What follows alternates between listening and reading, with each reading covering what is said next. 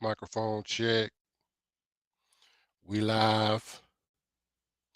Just getting set up here. Hello, everybody. Welcome.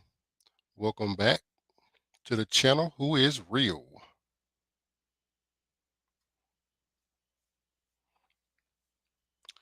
Getting it in, getting it on, baby.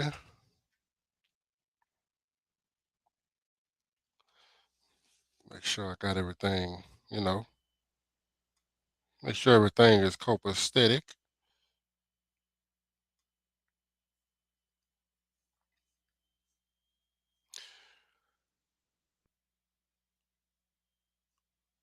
Let's talk history. Let's talk the historicity of the Bible. Let's talk about, let's talk a little bit about the times where, all of this stuff was new and being pressed upon the public, being presented to the public, because there had to be some point at which somebody had to say, the light bulb had to come on and say, this is what it's, this is what it is. Abraham, Isaac, Jacob, and Joseph, and all these people, and David and Jesus, right? At some point in history, this had to be brought out and brought forth to the people, right? At some point in history. So, with that being said, let's talk about what we're being told about these times. Let's talk about what we're being. Let's see. Yeah, there we go. Let's talk about what we're being told about these days. What are we to believe, right? Because if they tell us, if they tell, when I say they, okay, I'm talking about the powers that be. All right, I'm talking about the powers that be today and in those days. Because I feel like there's a lot of misconception about what was going on back then. Like people think that it was just like this harmonious balance and honesty of information just flowing throughout the world. And people love to ignore the fact that, let's be real, the world was ran and controlled by bloodthirsty, power hungry tyrants. These are facts. We're talking about the Roman government. Before them, um, it was the Greeks, right?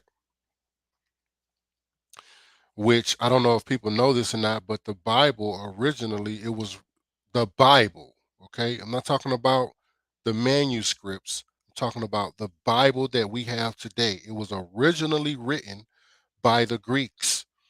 So if you want like one of the first Bibles, it was written in Greek. All right, it's called the Septuagint. Go look it up. Matter of fact, we can look it up right now. Right, this is what we're talking about. This is what we're here for. Right,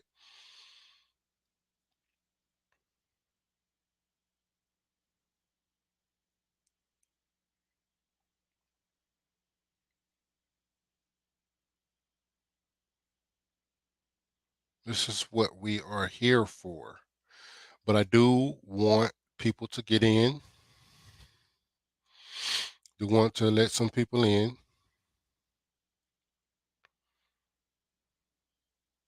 Now, let's see here. Trying to get myself situated as well. Got got my devices set up, so I'm trying to get everything situated and get everything right. Y'all can hear stuff going off all over the place because I'm getting hit up, getting messages. I'm getting uh, comments on posts and all kind of stuff. So, and at the same time, I'm trying to get my accounts lined up so that everything is peachy cream.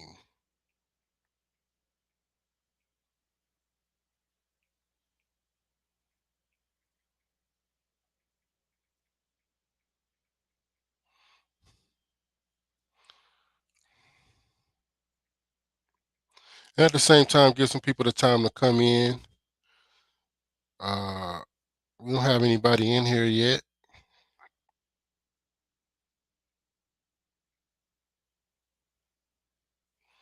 I have to.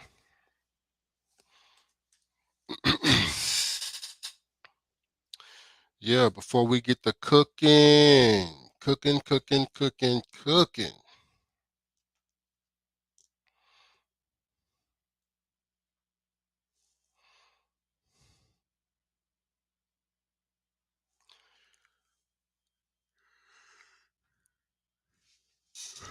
Yeah, no,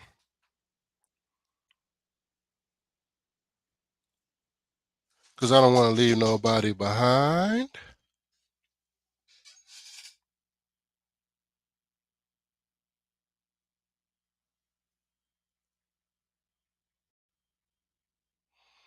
Keep in mind also, folks, that I am at work,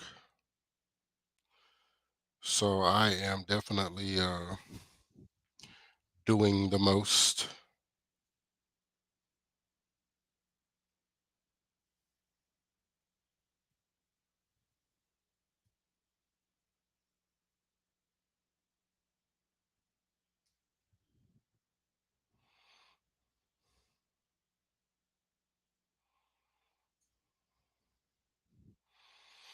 See what's going on.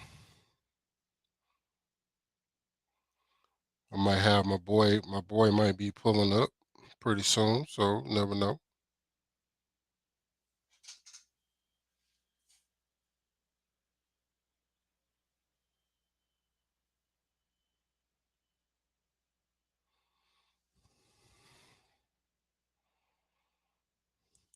My boy might be pulling up with me here. But the reason why I wanted to have this discussion is because, like I said, people have a huge misconception of the way things were back then. All right. Like I said, people don't know. A lot of people don't know, especially people. I mean, there's so many people who just don't know this stuff, and a lot of people do. I'm not saying that I'm discovering some new information. No, we're talking about history here. We're talking about historical context of what was going on, what the world was like, or at least in that region, what things were like when they were bringing the Bible out, right? Right. So and people don't know or really don't understand what was going on. Some people don't know that the original Bible was written in Greek. All right. It was translated from Greek. It was translated to Greek from an original Hebrew Bible, right? Now, remind you, we don't have this original Hebrew Bible today. All we have is the Greek Old Testament, which is also known as the Septuagint.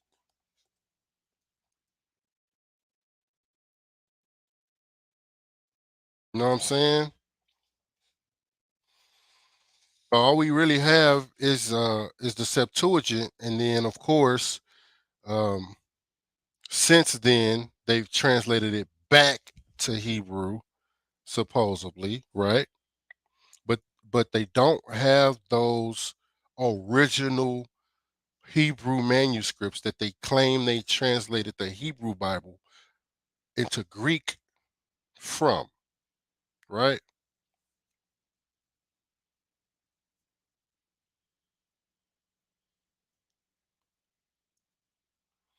Now,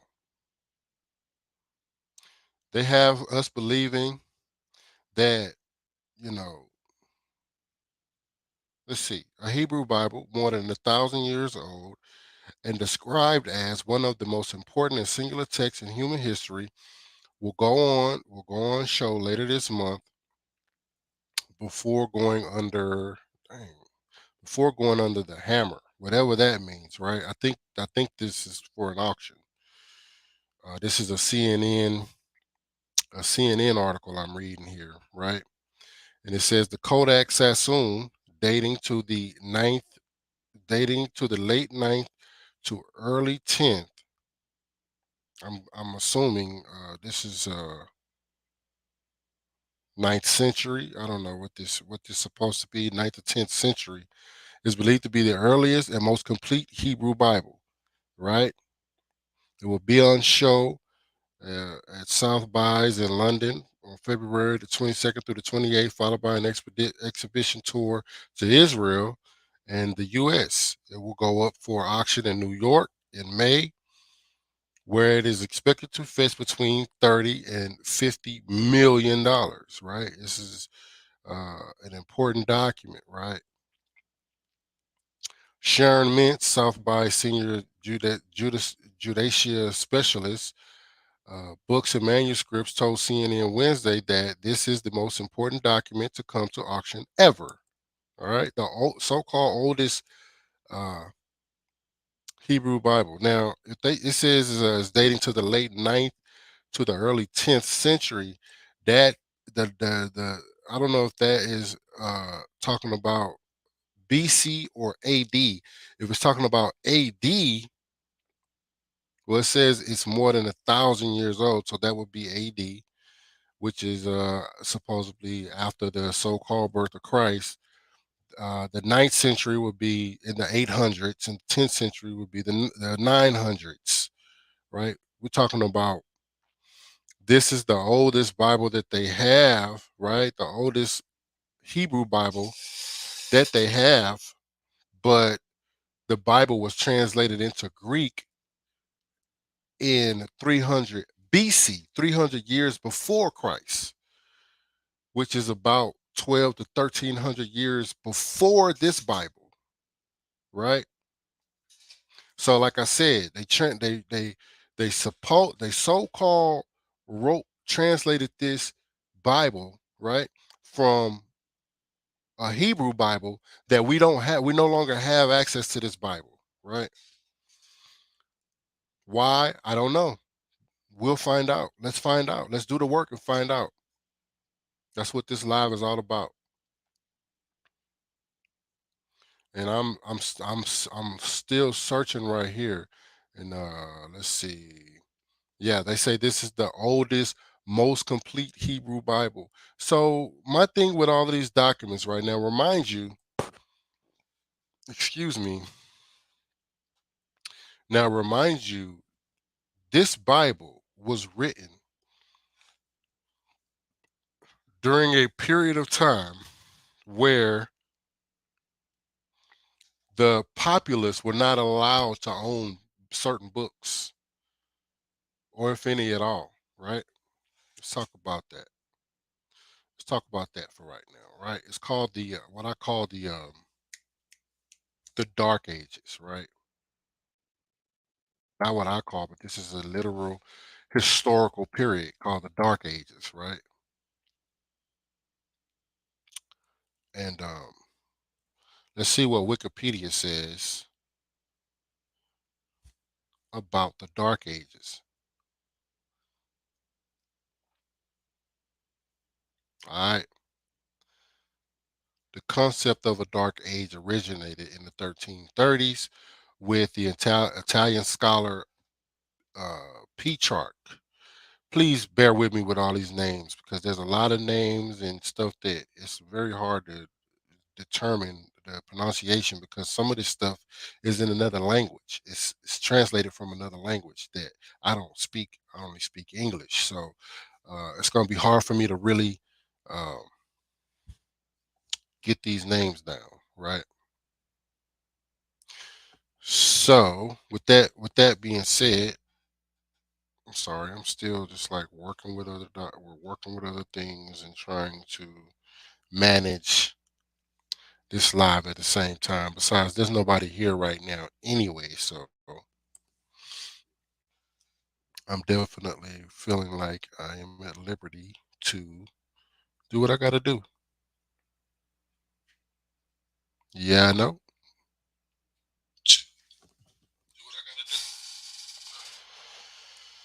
Which is which is good. It was just good for now till I get the hang of this. So, with that being said, let's see. So, the concept of a dark age originated in the 1330s, but with an Italian scholar named Petrarch, and I will do my research on that scholar uh, later on. So, who regarded the post-Roman centuries as dark compared to the light of classical antiquity.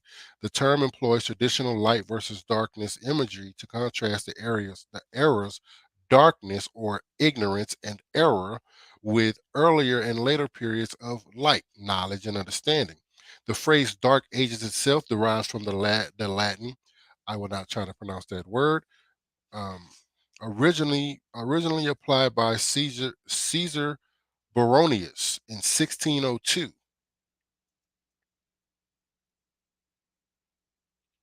when he referred to a tumultuous period in the 10th and 11th centuries. Okay. So, basically what this is saying is that during this time period where they came up with this Hebrew Bible, okay, there was a period, this was during a period of great ignorance and error.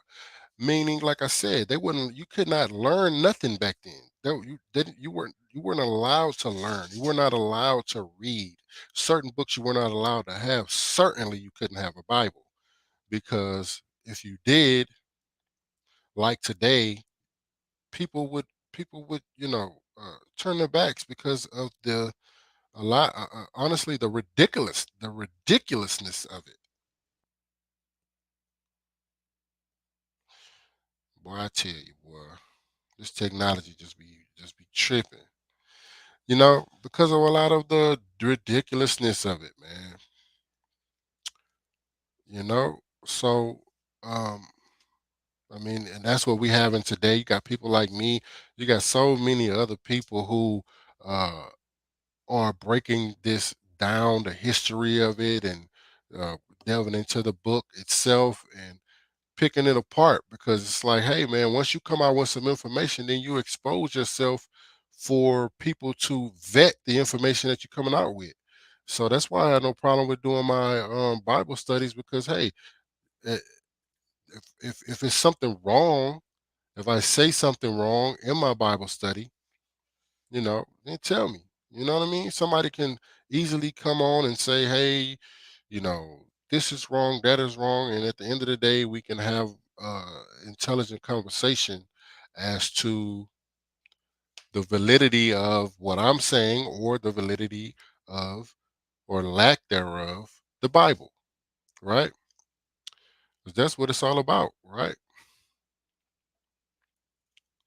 So now, with that being said, let's read up about how did this Greek translation of the Bible come about? Because remember, now the Septuagint, right? It's the Old Testament, right? The New Testament itself was also original. Now the New Testament was originally written in the Greek, right? Because by that time, when the New Testament came along, the Greeks were in control. They were in full control of everything, and especially literature and religion at the same time. So the following, let's see, the Septuagint, all right? Following conquest by Alexander the Great, we all know him, right? The Hebrew Bible was translated into Greek in the third century BC. That's the third century. A century is 100 years. So if you're talking about the third century, you're talking about 300 BC, 300 years before Christ. All right. The Bible was translated into Greek, all right, by the by the powers that be at the time, which were the Greeks. Known as the Septuagint, this Greek translation was initiated at the request of King Ptolemy of Egypt. Okay, now let's talk about that. The Ptolemaic dynasty they were Greek rulers who they were Greek basically invaders, right? Who invaded Egypt and took Egypt away from the Persians, who took it from as we all know, took it from black people, right? The original inhabitants of Egypt, that built the pyramids and wrote stories on the walls, right? King Ptolemy of Egypt to be included in the Library of Alexandria, all right, which is a city of Egypt, right? The Septuagint was the version of the Bible used by early Christians in Rome. So we see here that the early Christians, they read and spoke Greek. Okay. So these were Greeks. Okay. So now, yeah, okay, we could sit up here and say, oh, well, we had black people in Greece too. But we know wasn't no black people, you know what I mean, running Egypt, running that region along with Rome at the time. And that's another thing I like to point out to a lot of Christians, and especially the Hebrew Israelites. It was that during those times, I see you R complex. Got a copy R complex. Yo, What's up? What's up, bruh? Get yo, you. yo, what's up, man? How you doing? What's up? I'm doing great, brother. Just sitting up here chopping it up, man. I just had it on my heart to go over the history of how the Bible actually came to be from its inception all the way to Okay. today. And right now, I'm still talking about, you know, back when Greeks had Mm-hmm. uh, had invaded Egypt and basically they ruled that entire region during Mm-hmm. these times. So Mm-hmm. I was just explaining to the audience that Alexander the Great, Mm-hmm. um, after Alexander the Great had invaded Egypt and took over Egypt and everything. Um, What? I'm reading from the History Channel, whatever their website, where it talks Okay. about these things, right? And it Mm-hmm. says that let me see, hold on, something freezing up. Let's see. Okay.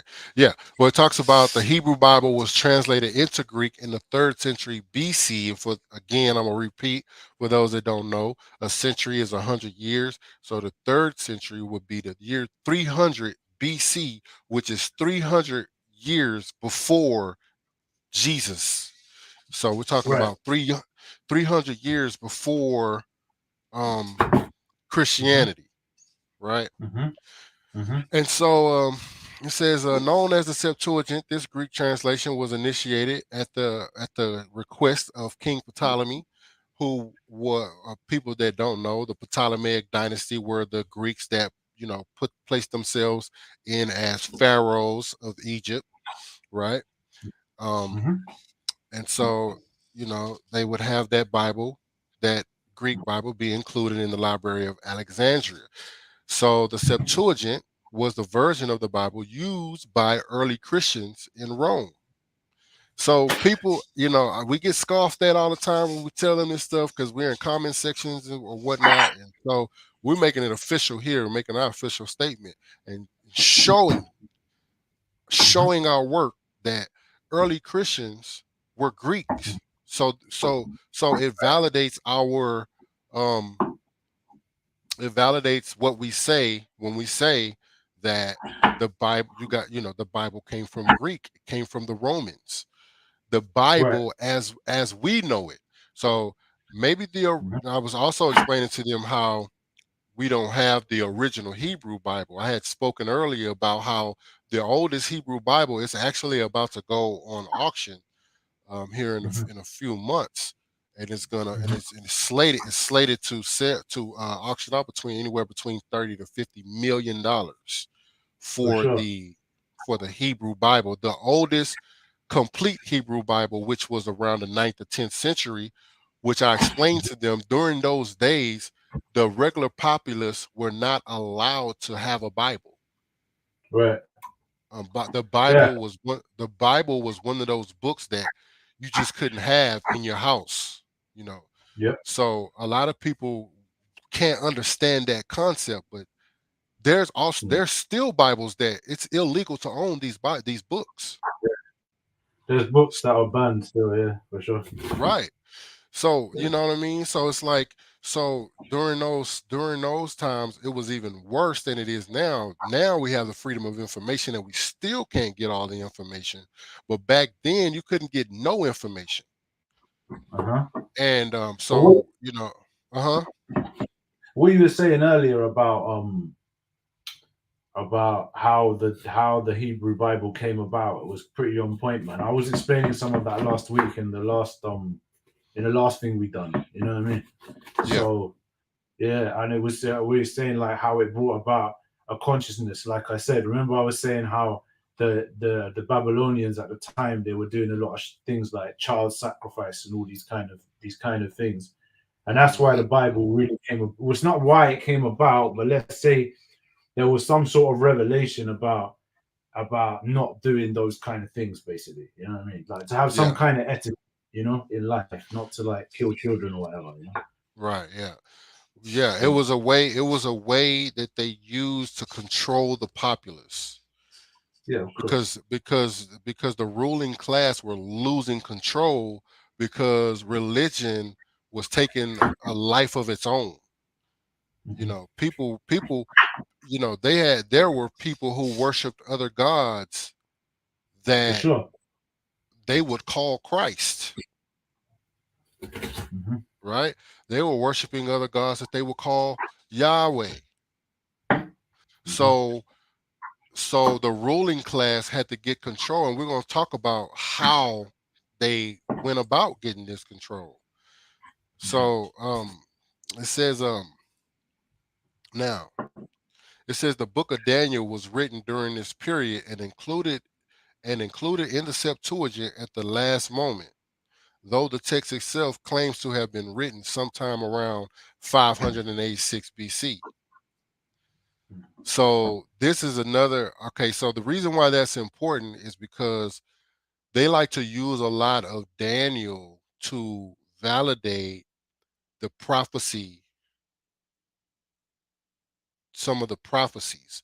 So they use a lot. So when they have these years and so mixed up, and that's another thing too that I forgot to research was the order in which the books of the Bible were written, because they're not presented to you in the order in which they were written. Let's see here.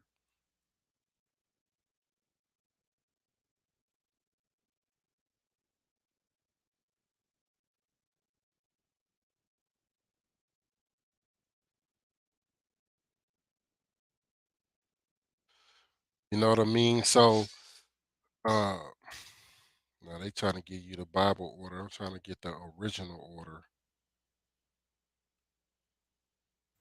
I'm just muting it because I'm chopping up some vegetables for dinner, man. So I'm just Okay. muting it while you speak, yeah. And then when I've got something to say, I'll say it. Otherwise, you'll just keep hearing the knife chopping in the background.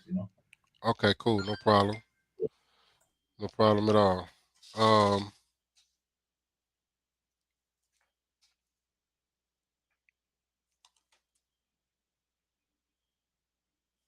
so with that being said, I like to just stop and just like it's a lot of things, like I said, it's a lot of things, a lot of arguments that be had that I just like to bring out when as I'm reading through stuff. So let's keep it moving, right? So that's the Old Testament, right? So as just like a quick recap, right? The Old Testament was written at about the 3rd century BC by the Greeks as the Old Testament of the Bible as we know it, right? It was written by the Greeks, supposedly translated from the original Hebrew. But again, like I said, they cannot produce the original Hebrew for us. So we're looking at basically taking their word for all of this, as a matter of fact. And that's what I want you guys to understand, that regardless of what the Bible say, regardless of how you feel, you still have to take the Greek's word at saying, "Oh, this was written in an original Hebrew language." Now, remind you that language was dead, so it was a different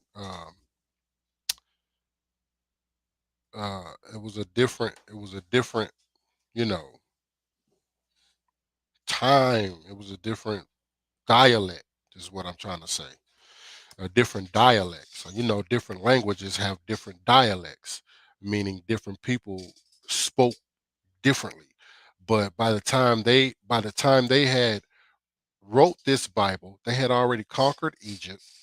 They had already conquered they had already conquered, Jerusalem and all of that, and they were already in control. The Bible shows that they were in control at that time, because they had, Roman rulers and Roman soldiers in Jerusalem at that time controlling everything.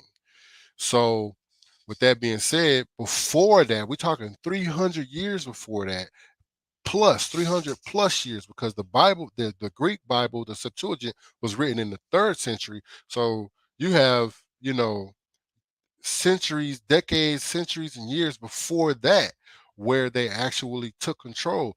Let's see, the Ptolemaic dynasties. See if I got the Ptolemaic dynasties.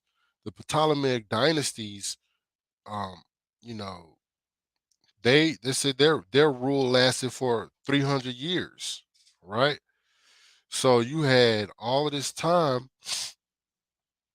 where they were able to control narratives, suppress information, suppress detractors or critics of anything that they wanted to implement, whether it be in Egypt and so forth. And this is why you may find Christian, you know, um, some Christian references in Egypt, because they ran and controlled this. It's another reason why Jesus was able to live in Egypt, because, well, they was one thing that people will try to get you will try to you know try to get you to wrap your mind around, is they will say, well, Jesus had to be black because uh they hid in him and his parents hid in Egypt, right?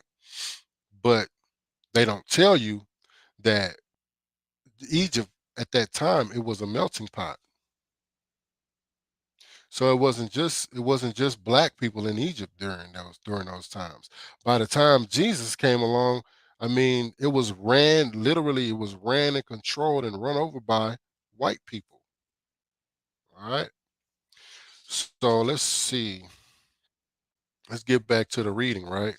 So it goes on to the New Testament. It says the New Testament tells the story of Jesus, tells the story of the life of Jesus and the early days of Christianity. Most notably, Paul's effort to spread Jesus' teaching. It collects 27 books, all originally written in Greek. I told y'all that when we first came on, that the New Testament was written in Greek. It wasn't written in English. It was not written in Hebrew. It was not translated from Hebrew. It was written in Greek by Greeks. They People who believe this, believers, or people who would have you to believe these things, will tell you that the Greeks that wrote the Bible were actually Hebrews that were under Greek rule. All right. But that's not history. It's not historically factual. And I'm showing you this. Now tell me, why would Greeks have Hebrews write the Bible in Greek? If Jesus was Hebrew, and the Israelites and the Hebrews were prevalent during that time, they were there. All right. So how is it that their Bible is written in Greek? if it was for if it was for the Hebrews or the Jews or whoever you whatever you want to call them, Israelites, whatever moniker you want to give them, right? Why would it be in Greek? Because like I said, during that time, the the that region of the world was run and controlled by Greeks. All right. The sections of the New Testament concerning Jesus were called the Gospels and were written about 40 years after the earliest written Christian materials. The letters of Paul, known as the epistles, right? So now understand what this is saying. The Gospels were written about 40 years after Paul's writings. So again, they tricked you and they put the Gospels before Paul's writing to make it seem as though that that Paul's writings or Paul's letters, right, were uh, were something of after this the four main gospels, because some of Paul's letters are considered gospels as well. I do know that, but what we're talking about are the gospels: Matthew, Mark, Luke, and John. So is this another literary trick that they pulled over the people to try to mix up your timeline, right? So how is it that Paul writes his letters before the gospels were written? How is that even possible? All right. Let's see what they say. Paul's letters were distributed by churches sometime around 50 AD. That's the year 50. All right. Now keep in mind Jesus died in the year 33. So you know, allegedly, right? So this is what, 27 years or 17 years later, right? 17 years later, they're passing around Paul's letters, all right? Not not not Matthew's book, not Mark, not Luke, not John, Paul's letters, all right? Then it says Paul's letters. Let's see. It says some in the church, inspired by Paul, begin to write and circulate their own letters. And so historians believe that some books of the New Testament attributed to Paul were in fact written by disciples and imitators. Whoa. Whoa. Some in the church, inspired by Paul, begin to write and circulate their own letters. And so historians believe that some books of the New Testament attributed to Paul were in fact written by disciples and imitators. So here it is, all right? Now we see that there were other books of the Bible that were written by other people that either claimed to be Paul or they were disciples other than Paul, right? But the books were they were slid into the Bible, right, as Paul's letters. So I don't know if anybody ever heard of the word pseudepigrapha, all right, which is a word. Let's look it up because we want to get the definition verbatim. We don't want to ad lib, right? The pseudepigrapha.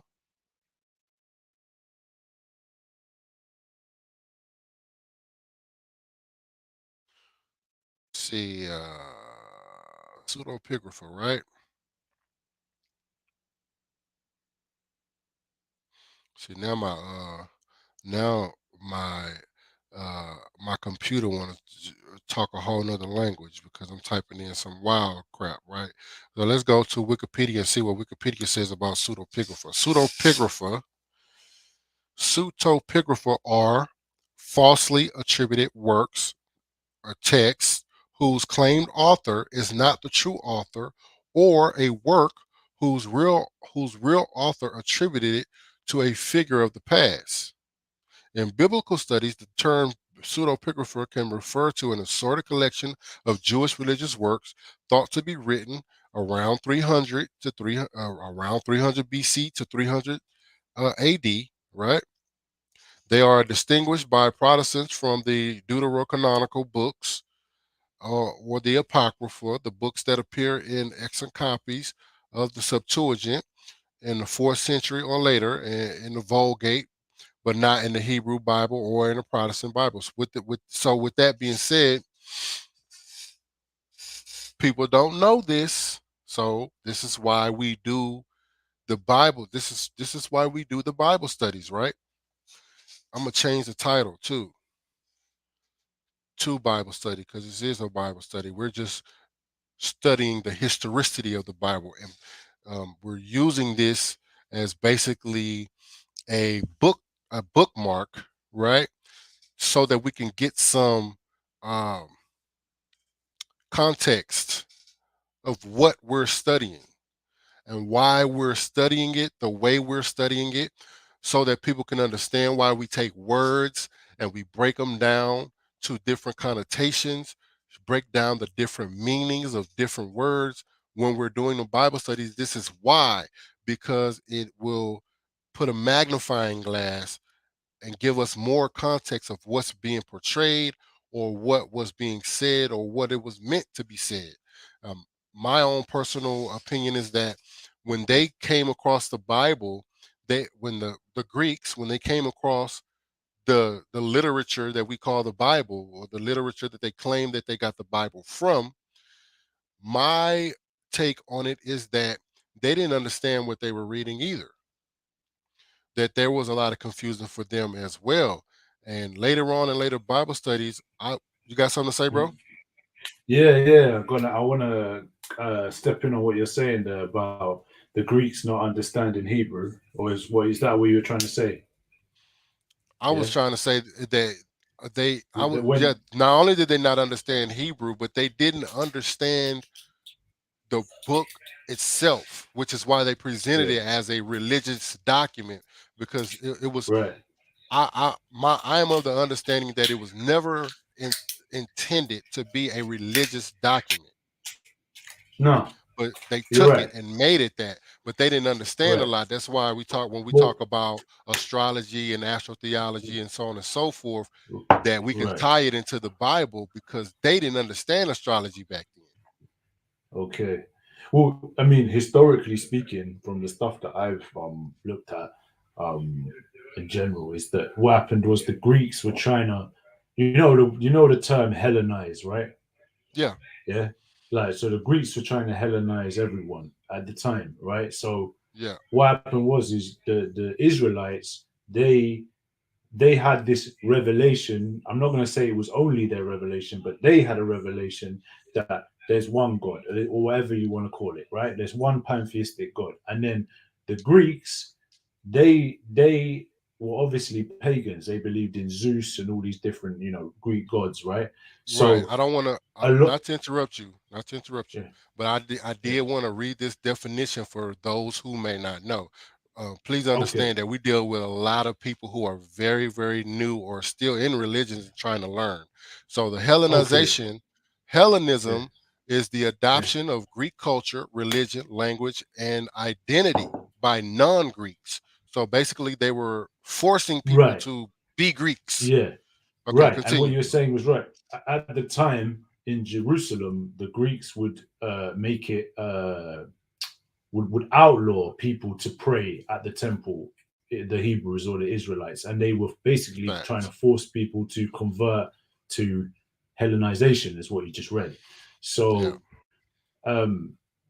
what I'm saying is, it depend like the Greeks' understanding of whatever the Israelites were doing with their religion would have definitely been tainted because they're coming from it's like me coming to your land trying to convert you to something else, and then afterwards I'm trying to then translate what you're saying, you know what I mean? Right. So it's Trying to like take your obviously, culture.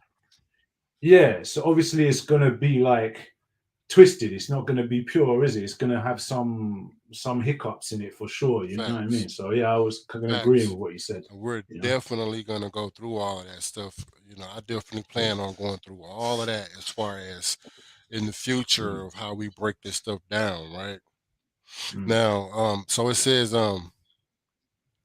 I don't know if you heard what I talked when I was reading, and it says Yeah, I'm some in the listening. church were inspired by Paul, began to write and Yeah. circulate their own letters. So I Right. was actually giving the definition of the pseudepigrapha and what it meant to basically it Yeah, I was heard. I heard. yeah it was Yeah. basically them Hmm. attributing writings to Paul that weren't Paul's. And even Christians today, like even stout Christians, I have debates with, like I said, I have debates in comment sections all day, every day with these people, right? I'm talking Hmm. pastors, deacons, ministers, theologians, all of them, right? But they cannot Hmm. deny that Paul's letters are Hmm. attributed or characterized as pseudepigrapha, which is Hmm. basically mean, and everybody knows what pseudo means. Pseudo means fake Hmm. or false. Right. So, these were false writings that were attributed. This stuff is in the Bible, right? So Right. it says, in Paul's words were circulated, an oral tradition began in churches telling stories about Jesus. Now, uh, we just read that Paul's letters were written before the Gospels. So here it is. Hmm. This is the history. Let me post this link, man, because I don't want people to think I'm just reading some crap, something, I mean, Hmm. this is history.com, right? So Right. I'm going to I'm not gonna say I'm gonna sit here. I'm gonna keep it real. And I'm not gonna say that just because it's history.com that is non-biased. Right. But just think that if it is biased towards religion or biased towards atheism, whatever you want to try to say that we are, or whatever you want to try to say that I am, whatever, I'm right? not an If it atheist, is but yeah. right, I'm not an atheist either, but we can go through that too. But if it is biased, if they are biased, I guess I would say towards Christianity, they're definitely doing a disservice right here. But we're talking about history, so people get it Mhm. twisted and they want to try to say that the Bible is a history book, but it's not. This is the That's history of the Bible. exactly. That's it. I mean, that's what I'm saying. That's why I was putting in I was telling, because I've studied like Hebrew society and stuff like that historically, not through the Bible. You know what I mean? So it's a Yeah. different. And then when you match it up, you start to see that the Bible is not chronologically correct. You know what I mean? It's not, and, You and know. and man, we can just go on and on and on through all these stories of the Bible. Yeah. So, with Yeah. that being said, let's keep it going. So, an oral tradition began in churches telling stories about Jesus. Now, Mhm. people, I don't know. I mean, I'm not trying to like say nobody's slow or this or that. I'm not trying to like talk down on anybody or nothing like that. But people find it hard to grasp the concept of um oral tradition. Oh man, I messed up. I messed up. Okay, I could just I took my I took my link out. Let me put it back. So people get it twisted, right? When we talk about oral traditions, right? So what it was just saying,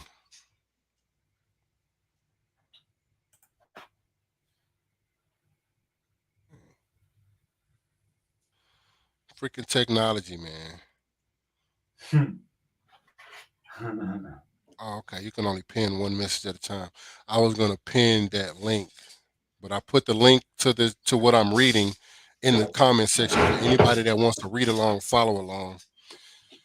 So with that being said, okay, so it says Paul's words were circulated and oral. So after Paul's letters, so people understand after Paul's letters that he so-called wrote to all these different churches, the Corinthians, the Ephesians, the Romans, and so on and Mm. so forth. All right, y'all have a good day now.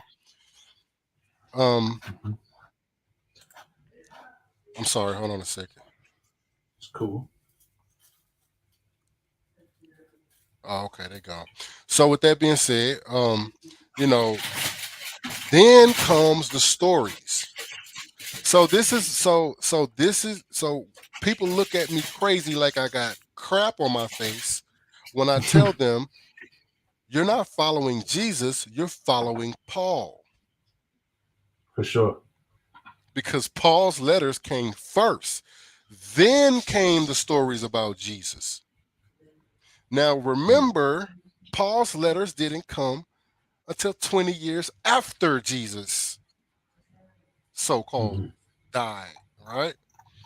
So we're talking about 2 decades later, Paul pops up, or these letters of Paul's pops up in different places, so on and so forth. And Mhm. they were not validated as being authentic. They were not validated as being actual Paul's writings. They didn't know. They just went through all the letters. They just went through all the letters and they just said, these are Paul's writings. I'm gonna put you on mute, bro. So, with that being said, okay, here it goes, including teachings and accounts of post-resurrection appearances. Sections of the New Testament attributed to Paul talk about Jesus with a first-hand feeling, but Paul never knew Jesus except in visions he had, and the Gospels were not written at the time of Paul's letters. So Paul had no reference to Jesus. Okay? So this man made this stuff up, okay? According to history.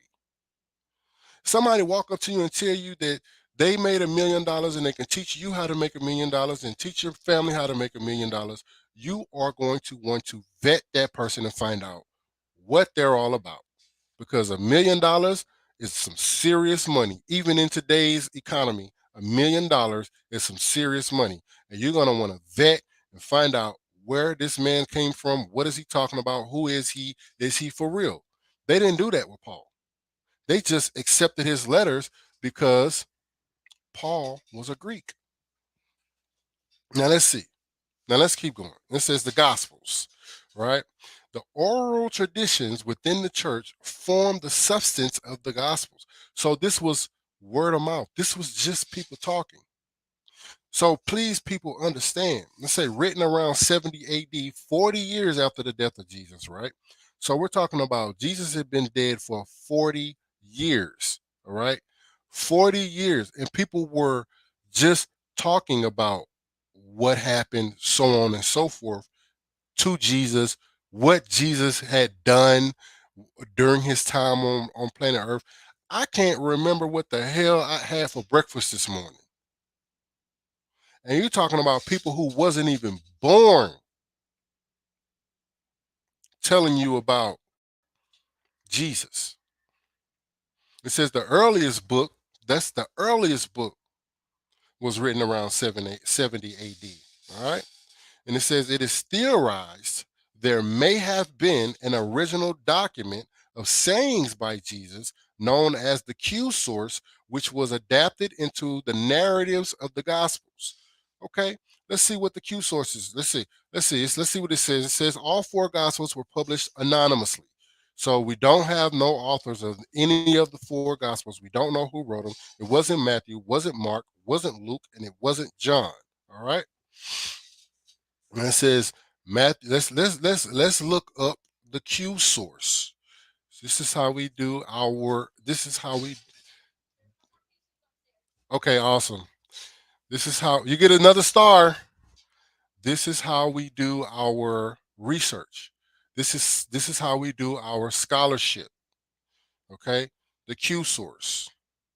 I've heard about the Q source, and I'm pretty sure my brother Complex have. You can always unmute yourself, Complex, if you have something to say or add. I just had to mute you because there was a lot of noise in the background. I wanted to make sure people could hear me. Yo, can you hear me now without it? Because I'm cooking. Can you hear the cooking? Yeah, yeah, You but can I hear mean, it. yeah, yeah, but you good. Yeah. You So, good. Just if you cool, got man. something to say, Nah, if you cause got something to say, just unmute and say what you got to say. no, I'm just listening, man. I'm interested in it because, Okay, like, true say, I remember I'm not a Christian, so I'm learning a lot from you because I don't know the Christian Bible like not half as well as you. You know what I'm saying? So, okay, let's so get to it then.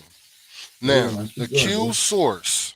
The Q source is also called the Q documents, also called the Q gospel, or just Q, and it comes from German, the Quelle, which means source, right? So people say sources say, a lot of times, I listen to it. I watch a lot of. I'm a boxing fan, right? And in the boxing world, when you're talking about the media, it's like anybody can say anything and they just say, well, sources say, okay? Sources say Floyd Mayweather is coming out of retirement. Where's the source? We don't know. And like you said, like you see, Floyd Mayweather never comes out of retirement. But that's just an example of how it works with the boxing world. Sources say. So the Q source is sources say. It says it is a hypothetical written collection of primarily Jesus is saying, right? So it's saying allegedly Jesus said this. Q is part of the common material found in the Gospels. All right. Now, according to this hypothesis, this material was drawn from the early church's oral gospel traditions. So again, this is just people saying Jesus said this or people saying Jesus said that. So when you read the Bible and you got this red letter crap, right? They give you a red letter Bible to say this is Jesus' actual words. Well, the source of that is unknown. So how do you know? Goodness gracious. Along with let's see, it says mark and priority. Mark and priorities, talking about Mark. Q is hypothesized by 1900 and is one of the foundations of most modern gospel scholarship. B.H. Streeter formulated a widely accepted view of Q. It was written in Koine Greek, that Koine Greek is a language that they say is Greek mixed with Hebrew. Okay, that most of its contents, matter of fact, I don't like to just I could have just did it like that. I forgot, man. You can Wikipedia is updated, man. It says Koine Greek, also known as Hellenistic Greek. We just talked about what Hellenism is, which basically it was the language that the Greeks gave to the Hebrews to speak. But let's read what it says. It says, Common Attic, the Alexandrian dialect, Biblical Greek, or New Testament Greek was common supra regional was the common super regional form of Greek spoken and written during the Hellenistic period, the Roman Empire and the early Byzantine Empire. All right, let's see.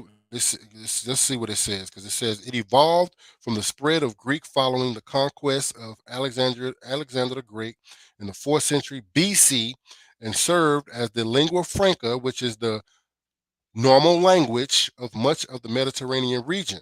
So in the Middle East, it says the Mediterranean region and the Middle East during the following centuries. So in the Middle East, since the 4th century, which is 300 BC, which is 300 years before Christ,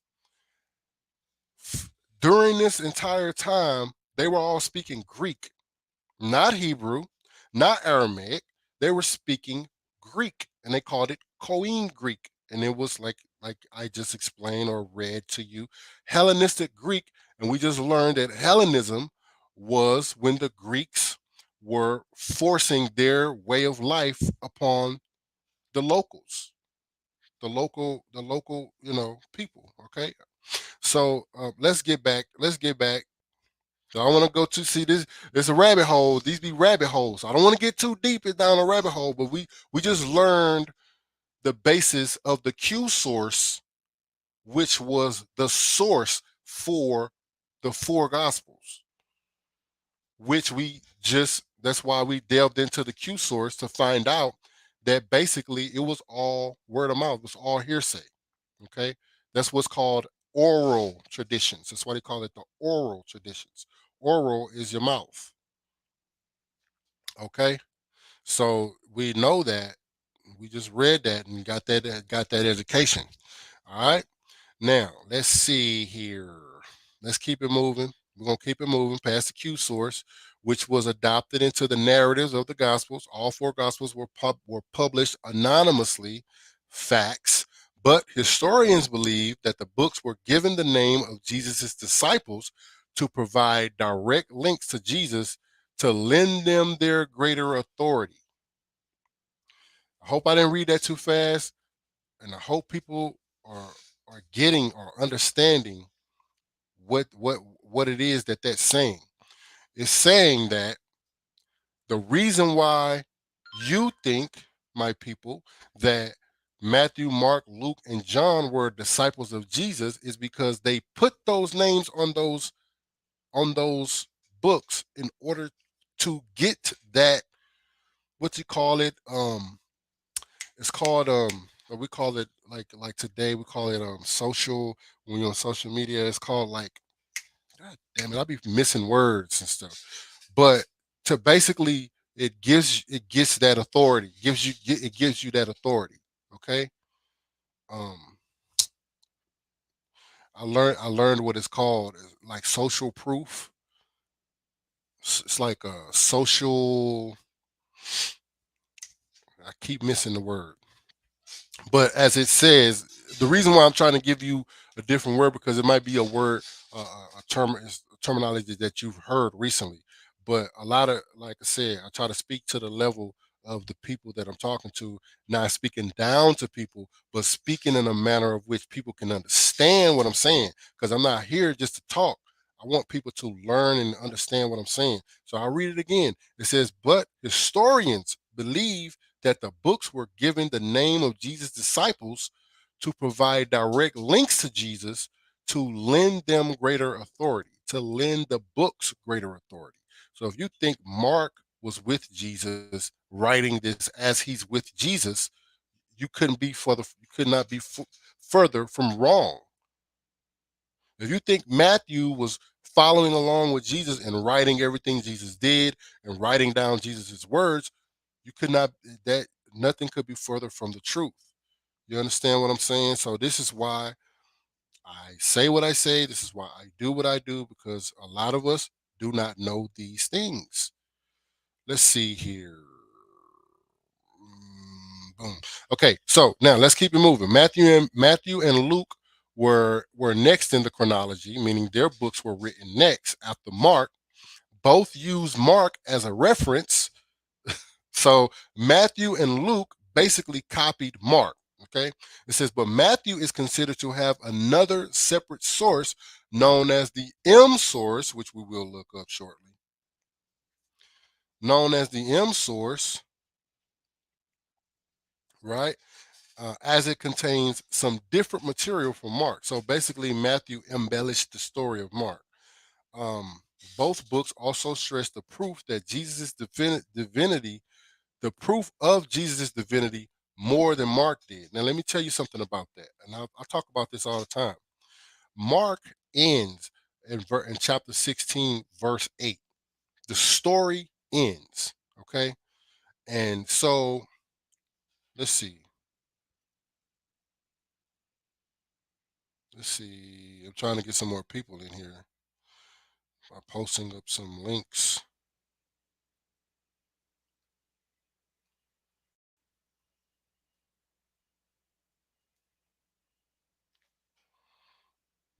So, okay. So now with Mark, right?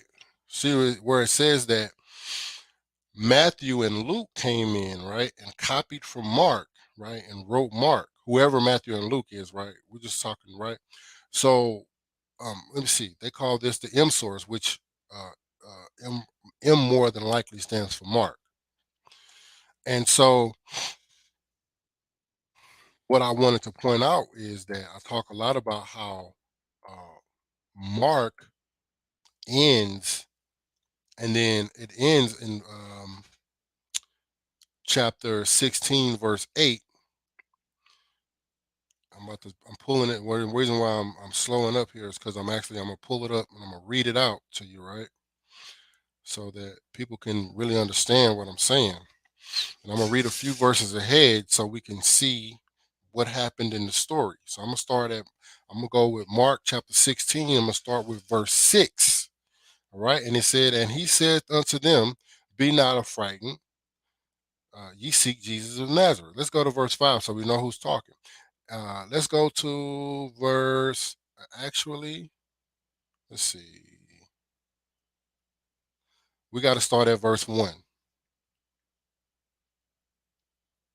We got to start at verse 1, right? And it says, and when the Sabbath was past, Mary Magdalene and Mary, the mother of James, and Salome, whoever this is, had bought sweet spices that they might come and anoint him.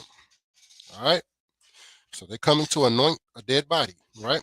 Now, mind you, he's supposed to be in a tomb, right? So there's supposed to be a stone covering this tomb for them not to be able to enter. So it says, and very early in the morning, the first day of the week, I guess that would be Monday, they came. Well, who knows what? I don't know what the days of the week were back then, because if I'm mistaken, if I'm not mistaken, Saturday came about later on during Constantine. But whatever, we could do that study too. And very early in the morning, the first day of the week, they came to the sepulchre, to the grave site at the rising of the sun. And they said among themselves, who shall roll us away the stone from the door of the sepulchre? What I just say, the stone is supposed to be a stone. And when they looked, they saw that the stone was rolled away, for it was very great. So it was a huge stone in front of Jesus' tomb, that somehow, some way, it was removed. All right. And it says, and when they looked, they saw that the stone was rolled away, for it was very great. And entering into the sepulchre, they saw a young man sitting on the right side, clothed in a long white garment, and they were scared. So when they walked in, they see a young man sitting up, and the first, you walk in somewhere, you expecting to see Jesus laying dead, and all of a sudden you see this dude, and you're like, what's going on? I said, okay. And he said unto them, be not affrighted. Ye seek Jesus of Nazareth, which was crucified. He is risen. He is not here. Behold the place where they laid him. Jesus ain't here, but this is where he was laying. But go your way, tell his disciples and Peter that he goeth before you into Galilee. There you shall see him, as he said unto you. So uh, this young man tells Mary Magdalene, and Mary, the mother of James, to go tell the disciples that Jesus will meet them in Galilee. All right, as he said he would. Right. So this is not Jesus telling them that. This is some dude. We don't know who it is. Of course, the church would love to personify this young man as an angel. Right. But it does not say that it was an angel. It just says it was a young man dressed in white, clothed in a white gown, or whatever. And they went out quickly. This is verse 8. This is where Mark ends. And they went out quickly and fled from the sepulchre, for they trembled and were amazed. Neither said they anything to any man, for they were afraid. End. The end.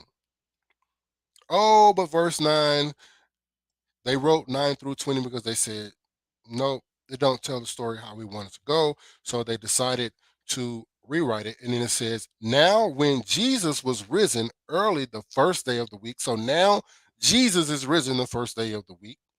He appeared first to Mary Magdalene, out of whom he had cast 7 devils. So Mary, the mother of James, I don't know. Is she there? I don't know. And she went out and told them that had been with him, as they mourned and wept.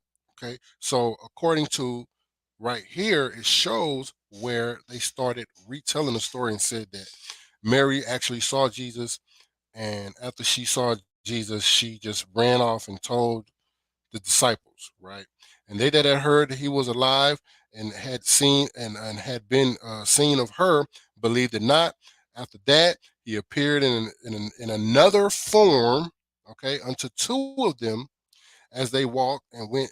Listen, I'm not going to read through all of this because we got a lot to do, but at the end of the day, we are going to go through a lot of the the biblical contradictions, but I just wanted to point that out that Mark ends and then they restart telling us the ending of Mark all over again in order to fit the narrative. All right, they had to add that to Mark because I'm pretty sure they had to line up with what Matthew wrote. So they ended up um, adding that on to Mark, and it's wild. Let's see. I'm actually going into Matthew. I'm actually going into Matthew and looking at how that is. It says Matthew basically it ends the same way, right? Fear not, for I know you seek Jesus, which is crucified. He is not here. He is risen. Come see the place where the Lord lay. Go quickly and tell his disciples that he is risen. Yada yada yada. And they departed from him quickly. Uh, they departed from him quickly with great fear and joy, and did run and bring his disciples word. So Matthew came and changed the story or embellished the story.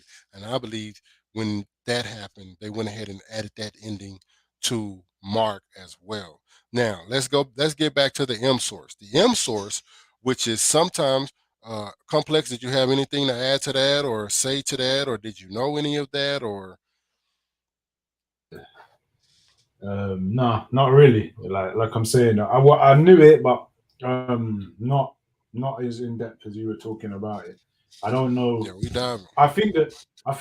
I guess ultimately what I'd say is that people, people are always gonna. This is the thing. People are always gonna get something from somewhere in general. You know what I mean? Like it's hard to know like what's truly original because obviously the Israelites got it from somewhere else. The Israelites weren't the beginning. You know what I mean? They got that knowledge from another people, or they might have not got it from another people, but they probably were influenced by another people to give them that knowledge. You know what I'm saying? You see? Yeah, Like so, all I'm saying is it's kind of ties into what you're saying is that I'm talking about in regards to what you're saying about how Paul wrote the Bible really was the one that wrote it and that Jesus wasn't even around and all this stuff is because this knowledge that was in the Bible, this knowledge had been circulating around. You know what I'm trying to say? So when yeah, they made the Bible, it was stuff that people already knew. You know what I mean? But the thing yeah, is that most of the Greeks society, let's say, probably didn't know it. You know what I'm trying to right, say? This is something that came out of the Middle East, if you want to call it the Middle East, whatever. It came out of the Levant. Let's call it the Levant. Yeah, it came out of yeah. specifically the Levant. But For before that, people who don't understand the accent, it's called the Levant. We pronounce it the Levant. So just okay, keep going. Just okay, so people know where okay. people don't get Yeah, lost yeah, in yeah. it. No problem, no problem, no problem. So yeah, so but the thing is that when you look at I'm going to use the Levant so people understand it. I'm using your lingo now. But yeah, the what I'm saying is the Canaanites, who were the original people of the Levant, hmm they most likely came out of Africa. You know what I'm trying to say? Yeah. Yeah, But yeah. again, this is it's murky there. We don't really know. Like this is all like through what hmm you like the history, right? But hmm but by looking at the Christian Bible, what you do is you admit you even if you look at the Christian Old Testament, like what you saying, you're still omitting the whole history before that because the Old Right. Testament, as you already have said, is not Hebrew. It's taken from the Greeks who have translated it. And obviously, when they've translated it, they've probably been like, right, we can't tell them this, we can't tell them that, we can't tell them that. hmm You know what I mean? That's how it works. It's hmm politics. You know what I'm saying? Yep. They're not going to be like, we're going to give them all the keys to the knowledge. We're going to give them all the keys to the power. No, what we'll do hmm is we'll drip feed it to them. You know what I mean? Give them half hmm truths. Like say, yeah, don't kill people, don't steal from people, like but hmm if you have half a conscience, you can understand like that is pretty basic. You know what I mean? hmm Obviously it depends on the situation, but I'm talking about if you just go and murder someone for no reason, you know what I mean? Then Right. you obviously you must know inside your conscience that that's wrong. You know what I'm trying to say? You know, Right. Right. uh, but all I'm saying is that Paul. What my point was is Paul and whoever else wrote the Bible, they obviously have an agenda. Like most writings you read, will have some sort of a bias or agenda. That's facts. You know what I mean? Even if it's so called, that's the problem these days. Because what happened is you've got a lot of these people that say alternative media, right? I put that in quote marks, but Yeah. they also have a bias. So they'll look at the traditional or original view of history, let's say, yeah, and then they'll buy it. They'll bring out their own version, which is fine. Everyone can have their own opinion, but they'll spit it out as facts. You know what I'm trying to say? Similar like what the Hebrew Israelites do, and there's plenty of other people all over the world that do this kind of thing. You know what I mean? They'll so the thing is that the context of somebody taking somebody else's stuff and writing it down, that's not new. You know what I'm saying? This been happening Right. for since probably since the birth of humanity or whenever that Right. was. You know what I mean? Like sorry, like originally somebody decided, oh, it's a good idea to kill an animal in this way. So then everyone follows them. You know what I mean? Because they're not going to try and kill Mm-hmm. the animal in the old way when they're going to risk dying. Like in Africa, for example, you're going to learn how to kill a wild boar. You're not going to use a stupid old tactic where the boar's going to kill you. You know what I mean? You Right. know. Right. Right. So it's the same context for religion as well. People or conscious like awakening. It's like, yeah, all right, maybe it's better if I don't kill people. Maybe it's better that I don't rape people. Maybe it's better that I don't. You know what I'm saying? All these things, right? Mm-hmm. Yeah, Right. and but they pass it off in a Bible like this is a mad knowledge. But really, I mean, that shit been going around from forever. You know what I mean? We Right. have a Right. For millions we, of we have years. right. We have a term in my country called Ubuntu. I don't know if you ever heard of that term, but there's a term called Ubuntu, which I've means heard it. I am. It means translated to English. It means I am because we are. Yeah. Okay. Right. That's what that means. I And never knew what that means. right. So that's a South African word. This comes from my country, and it's basically it's to do with humanity. So Ubuntu is very old. You know, it's old. It's 20,000 years old, and I actually, heard that was the people. like a people called Ubuntu, or is that Yeah, it something was. different? It's basically a word which translates to. It doesn't have a direct translation into English. You know what I mean? But if you translate it directly, it means I am because we are. So it's like to say Hmm. that we are all connected with each other. That's like that the way. But like because of that, we should minimize like massacring and genocide and all these kind of things that we do to each other because Hmm. ultimately it's not going to help us get any further. Putting people into slavery or killing them just because they have a different belief or a different look or a different. You know what I'm saying? That's like the basis of. Well, it should How be you the spell that? basis of Ubuntu. That's in Kosa, but there's every tribe in South Africa and other parts of Africa. They have their own word for it, but Right. Ubuntu is from South Africa. You see, And it's so I am because we are. yeah, right. So it means it's Love that, man. basically an old form of humanity. You know what I'm trying to say? It's an Yeah. old Yeah. form of humanity. It's like saying, I can't exist without you. So why would I kill you? Hmm. And you know what I mean? For Right. no reason. Why would because eventually we're all in this boat together. That's basically what it means. So what I'm trying to Yeah. say is that when you look at religion and all like the doctrines of the church and stuff, it's that stuff is just Ubuntu. It's like they're telling you Ubuntu, but Ubuntu's been there for way longer. You know what I'm trying to say? Yeah. Yeah. So and it's from the other side of Africa. That's not even close to the Middle East. That's I mean that's Yeah. miles That's and South miles away. Africa. Yeah. That's the bottom of the world, all close, Yeah. not Two too far thousand from miles away. Antarctica. Yeah, exactly. So it's not like to say, but the reason is because um, that knowledge it came from there, but it came Yeah. from there, but people don't know that it came from there. People think it all came from the Middle East, but it didn't come from the Middle East originally. They learned it and then they ran Right. with it, and that's cool. You know what I mean? I don't have a problem with that. People can run with it if something's good and it works for you. Run with it, bro. I'm not gonna. No, you can't hate on somebody for doing that. You know what I mean? Right. If people are living a certain way and they see, oh, these guys are doing it better, yeah, then you can't hate on them for adopting it. But the problem comes is when they adopt it, then they change it to how they want it to be, and then they spread it out to everybody else. Like that's the verbatim truth. Then you get the confusion. You know what I mean? Yeah. You know. But yeah, that's pretty much it. Yeah. But yeah, That's Ubuntu, you should check it out. yeah. Definitely, man. I'm feeling that, man. I'm feeling Yeah, everything that stands for, man. That's like everything I stand for. for real, me too, bro. So it is what it is, man. Like, but it's related to the Bible because the Bible literally is talking about those things. It's just that it's not. It's like formatted into a text, whereas Ubuntu is not a text. It's not a writing. There's no writing about it. It's just a way of being. You know what I'm trying to say? There's no Mm-hmm. scripture. It's not a scripture. It's just it is what it is. We learn and we live by that way. Now that's not to say that obviously people listen to it necessarily. I mean, in my country, there's a lot of crime, there's a lot of raping, there's a lot of all that stuff. But the principle is there. You know what I'm trying to say? Whether people want to listen to it or not, that's a different story. You know what I'm saying? You know, Got you. you know. But Got you. yeah, but that's it. So, so as we get back to the reading, Mm-hmm. the historical reading, we're talking. We get back to the M source, where it talks about the M source, right? Now, the M source, it reads, reading in the M source on Wikipedia, says which is sometimes refers to as the M document or simply M, comes from the M in Matthean material. It is a hypothetical textual source for the Gospel of Matthew. The M source is defined as that special material of the Gospel of Matthew that is neither Q nor Mark.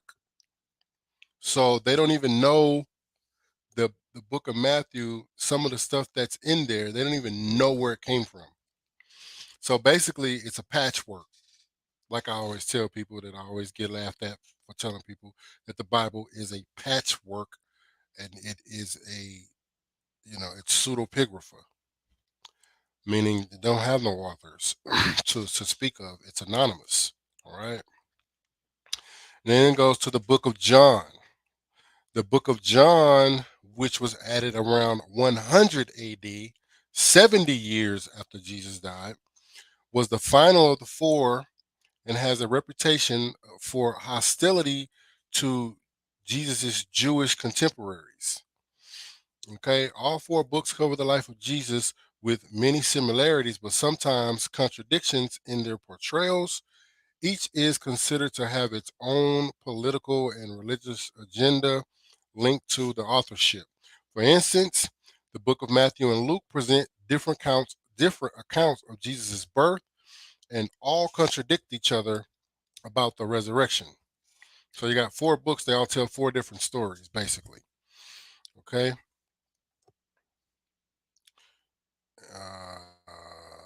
Let's see here. I mean, this article goes on and on and on. I'm just trying to see if there's relevance, because it goes into the book of Revelation. The book of Revelation is the final book of the Bible, an example of apocalyptic literature that predicts the final celestial war through prophecy. Authorship is ascribed to John, but little else is known about the writer. So people say that John wrote the Revelation. The reason why they say that, I'm about to read it to you. The reason why they say that is because Revelation starts out by saying the revelation of Jesus Christ, which God gave unto him to show unto his servants, which was shortly come to pass, and was sent and signified it by his angel unto his servant John. So Revelation starts out by saying that this information was given to John by an angel of Jesus. So now, all throughout history, people have said that John is the author of Revelations, but that's not what that says. It goes on and says, "Who bear record of the word of God and to the testimony of Jesus Christ and of all things that he saw." So that's a straight up lie because we just read that none of the people who were so called writers of the Gospels were actually were actually witnesses of any Jesus's life at all. Like these people weren't even around, All right. We just read that the Gospel of John didn't come around until the year 100 AD, which was, 70 years. Now, it says, as far as Revelation goes, it says, according to the text, it was written around 95 AD on an island off the coast of Turkey. Some scholars believe it is less a prophecy and more a response to the Roman destruction of the great temple in Jerusalem.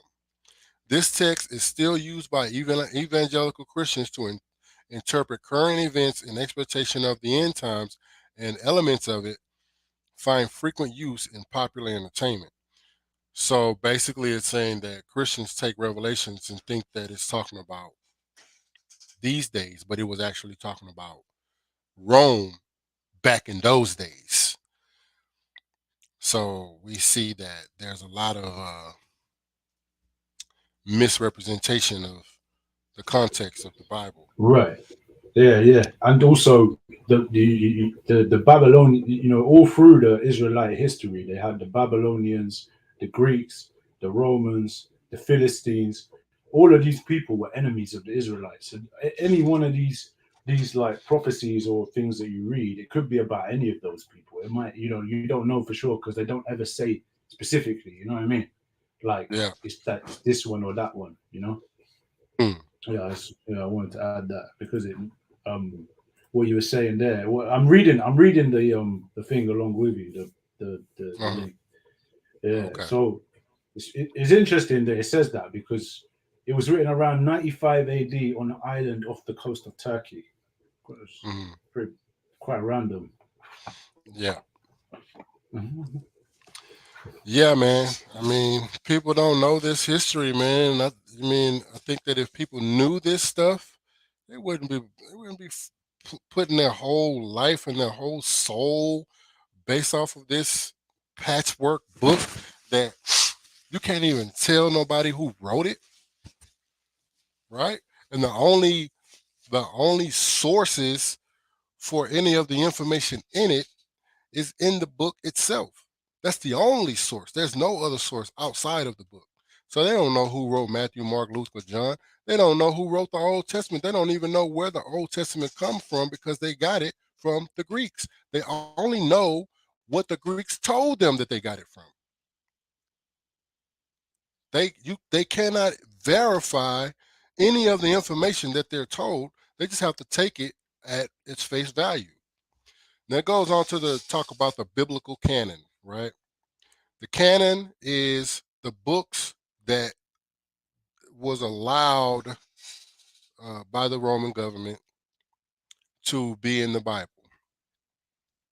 All right, the Roman government and the Catholic Church, of course, they both, uh, cons- you know, co-conspire on this document. They both work together, the government and the church, the Roman Catholic Church.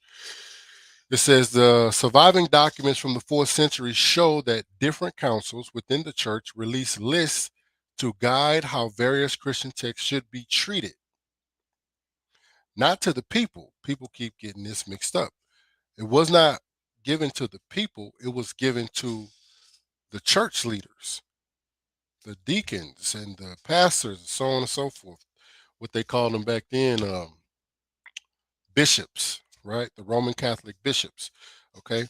The earliest known attempt to create a canon in the same respect as the New Testament was in second century Rome by Marcion, a Turkish businessman and church leader.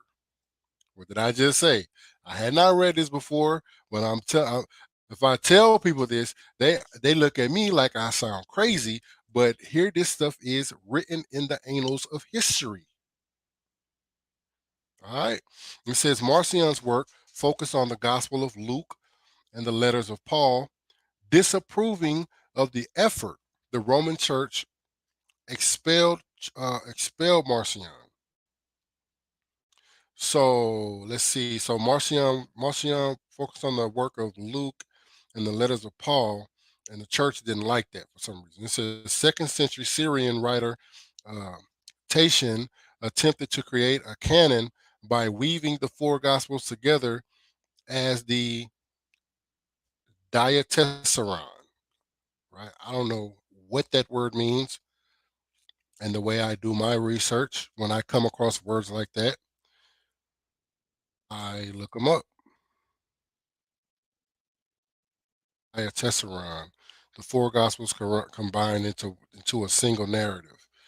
So it's dealing directly with putting basically. So before the second century, which would be the second century is in the 100s.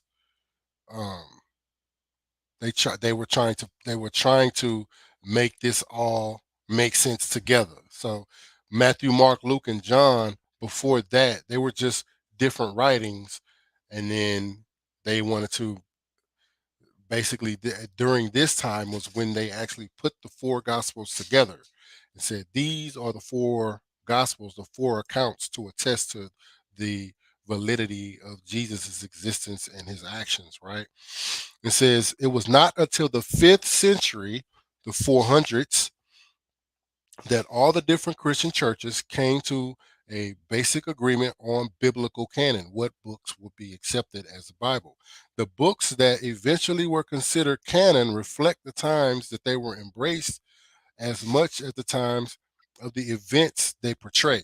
During the Protestant Reformation in the 16th century, the year 1500, books not originally written in Hebrew but Greek, such as the Judith and the Maccabees, were excluded from the Old Testament.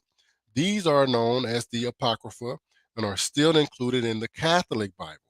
So here, by the time the 1500 come around, you have the Protestant Reformation led by Martin Luther, as a lot of people should know who Martin Luther was, especially if you are a Christian of today. You should know who Martin Luther was because he was the one who separated, who came with a different doctrine than what the Catholic Church wanted to be presented to the people. And he fought like hell and it cost him his life, but he definitely got that done because he had the people behind him.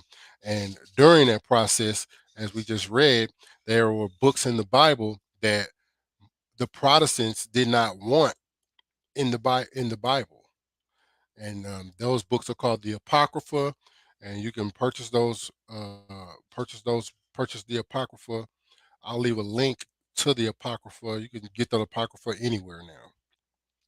All right. And now it goes into the Gnostic Gospels. Okay. Additional biblical texts have been discovered, such as the Gospel of Mary, which was part of the larger Berlin Gnostic Codex found in Egypt in 1896. But y'all didn't know about that because they didn't add that to the Bible. But apparently, it's the Gospel of Mary, apparently, Jesus' mother. 50 further unused biblical texts were discovered in the Nag Hammadi in Egypt in 1945, known as the Gnostic Gospels.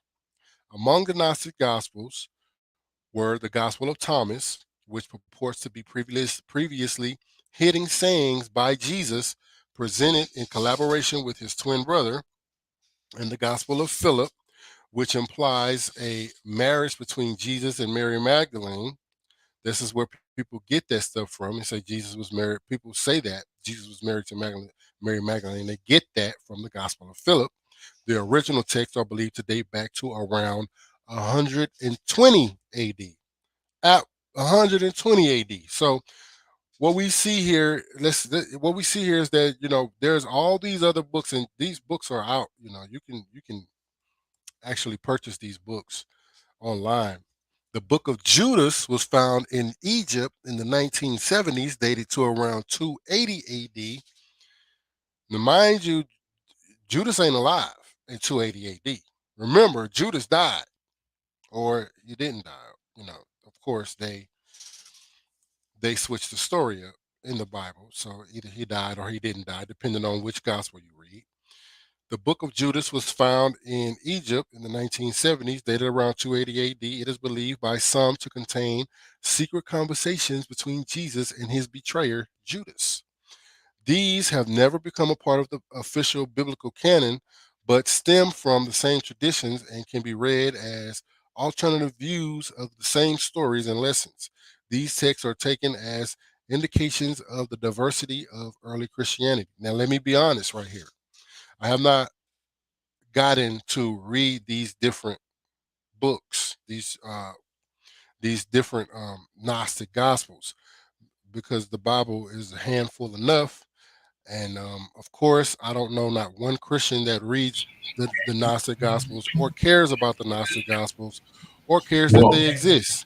Mm-hmm. I have something to say about that. So, Uh-huh.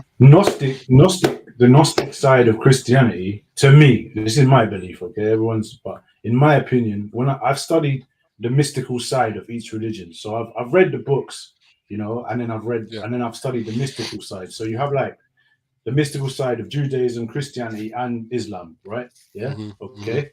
And the Gnostics, they, like I was saying, I think I said it in the last podcast, or whatever it is. I said that the Bible hides the truth, and what I think is the Gnostics, they are like, let's say, the real Christian, whereas the mainstream Christians are all led like sheep. You understand what I mean? But the Gnostics are a bit different because the Gnostics have a different understanding, and that's why um, they don't encourage people to go read what the Gnostics say because it differentiates from their control system. You understand what I mean?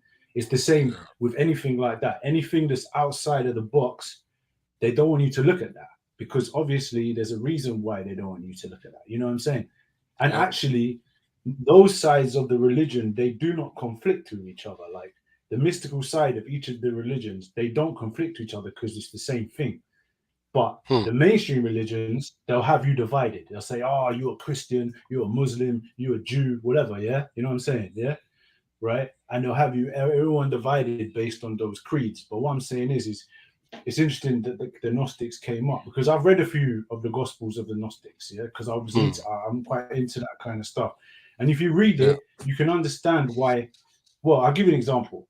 When the mystics of the Jewish religion, when they came out in the Hebrew society, the Hebrew society wanted to eliminate them. They didn't want them anywhere near the people because they thought they would liberate them. You could say, yeah. Yeah. And then the same thing happened with the Christians and the Gnostics. The Christians also went on a campaign uh, wiping out Gnostics and people that believed in Yeah. it and said it was witch. They said it was like witchcraft, it was pagan or something like that. You know what I Yeah. mean? Yeah.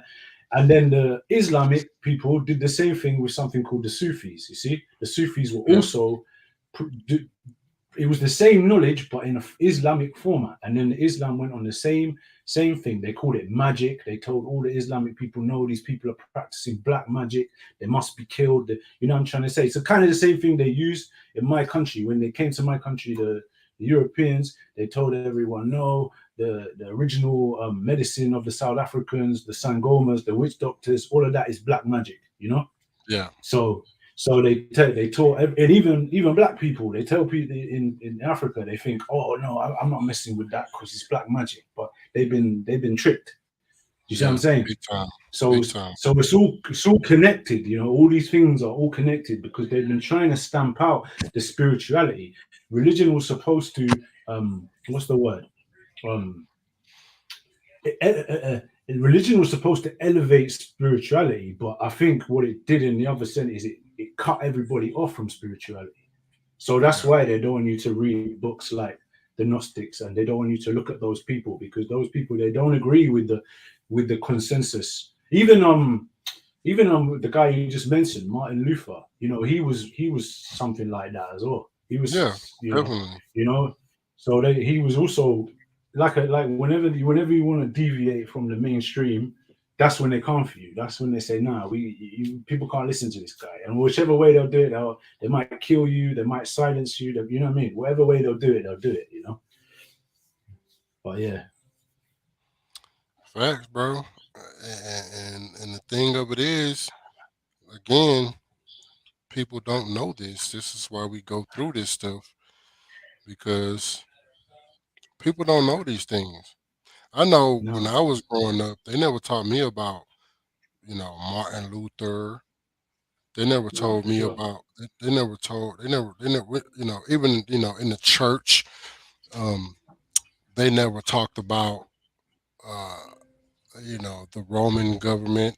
They never talked about the Nicene Creed, and all these things that went into forming the Bible. I think Uh, my pastor, I'm pretty sure he knew about um, the fact that they didn't have any sources for any of the books or any of the writings of the Bible, probably and did. that, you know what I mean. I'm pretty sure he knew. I'm pretty sure he knew Mm. about Alexander, about Hellenism, you know. Yeah, for sure. Or So maybe he didn't. Maybe he didn't. At the same time, these things are and, quite complicated. You know.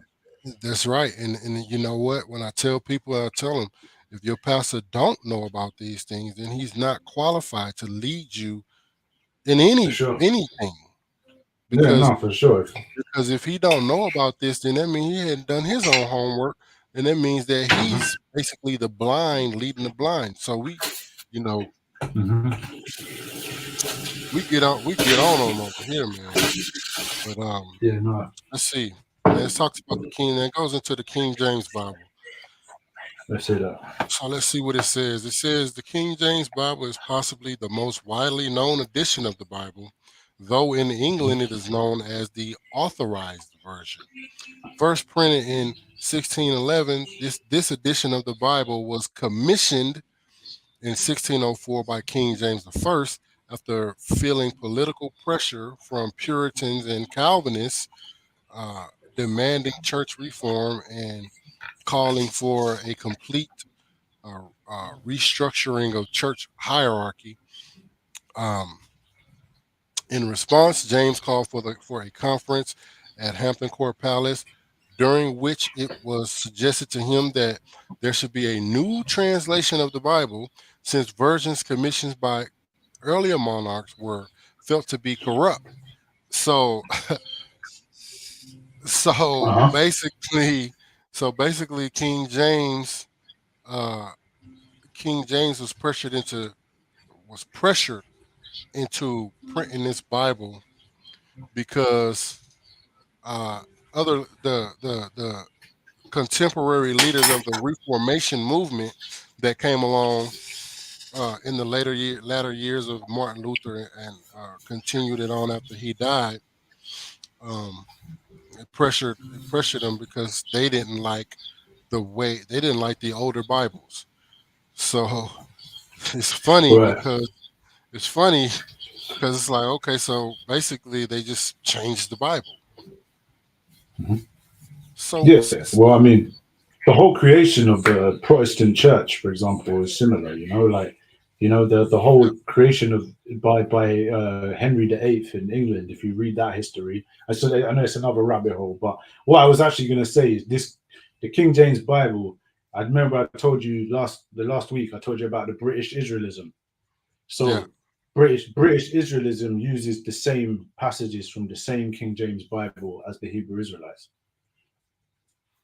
mm, Yeah, they use the same thing. It's the same. It's the same book, the King James. so wow, man. Mm, So carry on. Sorry.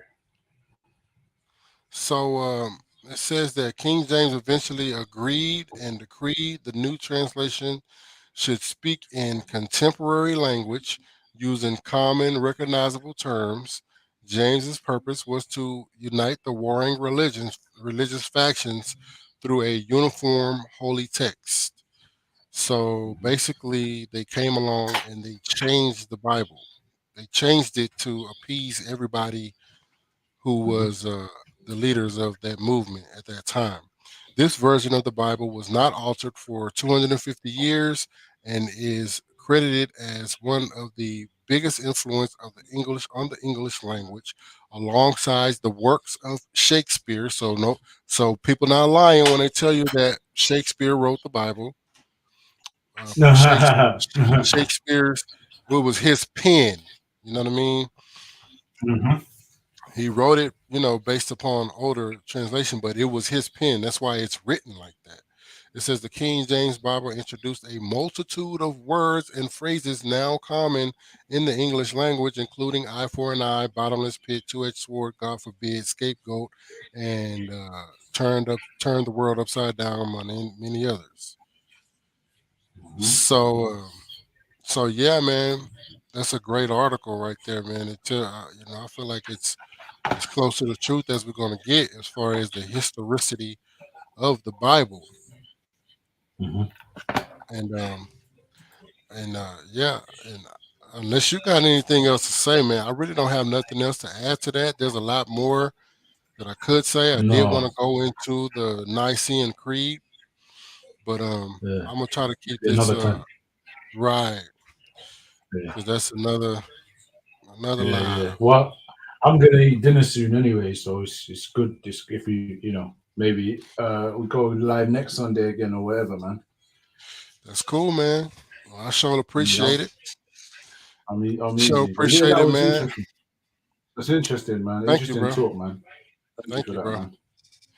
Yeah. Appreciate it, man. 'Cause we got a lot, man. We got a lot of ground to cover. So I might as well start getting this done. And No worries, man. Next week I'm down again, or the week after. We keep it moving, man. You know what I mean? Keep most it moving. definitely, most definitely. Yeah, yeah.